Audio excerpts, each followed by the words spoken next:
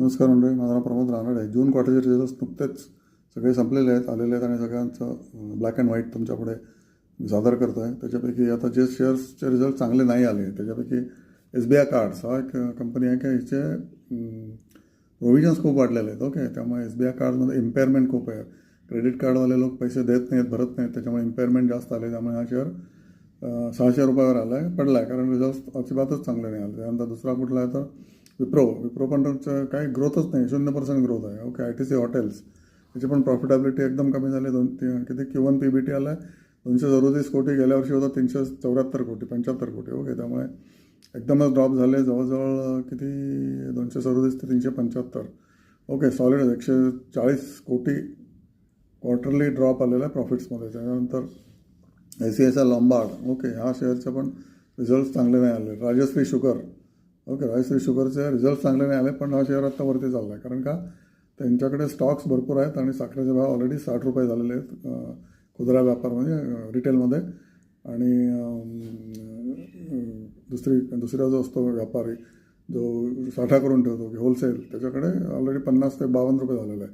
त्यामुळे शुगर सेक्टरचे सगळे शेअर्स कालच वरती गेले 8%. त्याच्यापैकी राजश्री शुगरसुद्धा एकदम 37 रुपये गेला, बॉटम ह्याचा 28 झाला आणि 37 रुपये गेला. आणि याचा पीक तर काय खूपच जास्त 68-70 रुपये पीक आहे राजश्री शुगरचा. पण जे रिझल्ट चांगले नाही आले तरीसुद्धा शेअरचा भाव वरती जातो की नाही तर जातो, कारण काय everyday there is some news coming here and there. त्याच्यामुळे राजश्री शुगरला जरी रिझल्ट चांगले नाही आले, ओके, एकदमच भंकस रिझल्ट झाले की प्रॉफिट लॉस झाला 23 कोटीचा वर्सेस गेल्या जूनमध्ये लॉस होता 14 कोटीचा. म्हणजे प्रॉफिट तर नाहीच झाला, पण लॉस डबल झाला. ओके, लॉस डबलून सुद्धा हा शेअर 27 रुपयावरनं 37 रुपयाला गेले 5 दिवसामध्ये. ओके, तर अशी शेअर मार्केटची अशीच असते स्थिती. तुम्हाला शेवटी तुमचा प्रॉफिट बघायचा असतो. ओके, रिझल्ट्स कुठे का जाईना, तुम्हाला त्यातनं फक्त इंडिकेशन मिळते की बाबा शेअरचा DNA चांगला आहे किंवा share is performing consistently or otherwise.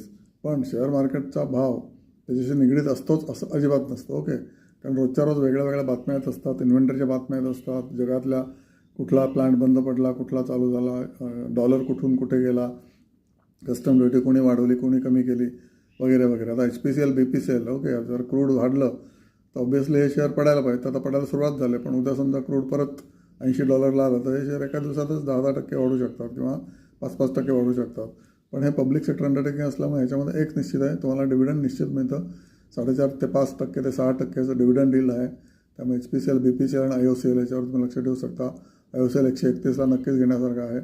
आता 138ला असेल किंवा 137ला असू शकतो, पण 131 आणि 131च्या खाली नक्कीच तुम्ही त्याची जमवाजमव करून ठेवली पाहिजे.